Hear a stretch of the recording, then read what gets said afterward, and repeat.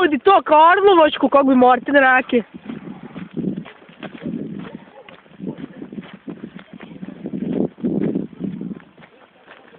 To mora na interes da ide. Ide se kupat! U bok te, to inače sve ravno. U bok te. To da idem unutra, to bi bila vodu tu.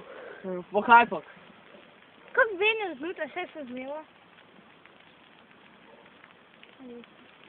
To. Kako bi rekao ovaj? Matej. Matej, krv ti majke. Idemo dole do tam, do mosta. Kaj? Kaj? Idemo do mosta, ja. Kaj si ti reći? Gle, Kaj? kako je ulaz nutra. Idemo do mosta. Gle kako ono ide mehurići van, ono tamo. To je sad, zato bi se nekaj moglo odrivati. Kaj ne? Ja. I bo tako, gdje se tukam voda mogla. Pa si to nije samo zbenja, pa Znam, koliko se reke u lijevo zbenja, evo se bo. potoki rijeke. No.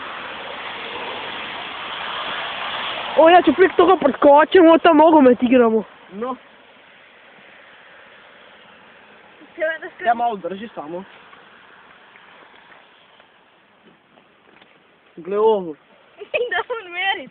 Majke, to ti je tu samo na početku. Ja, kako je tam. Tu prignat mogi nutra.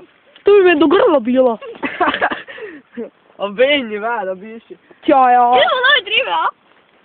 Ja, boj, ja te hiti Ja, nutra. njima bi se mogli Ti voziti. vidiš, ja. Smo ko čomco. Da bar. Bazeno. Kaj se pražal? Ali možda ga imam? Čomac baš. Ne, Ni bazen. Ali gledaj kak je bijenje brza. Tam ne smijeli iti s čom, smo bili z bazenom, kaj bi išli. To sam ti govori kao brzo. Tamo sva trova požutila. Namo više nogomet igrali. Ovo leto nike. Ne, tu još možeš se malo hulati, ali tam dole dalje nariš. Igrali ste ti ravno.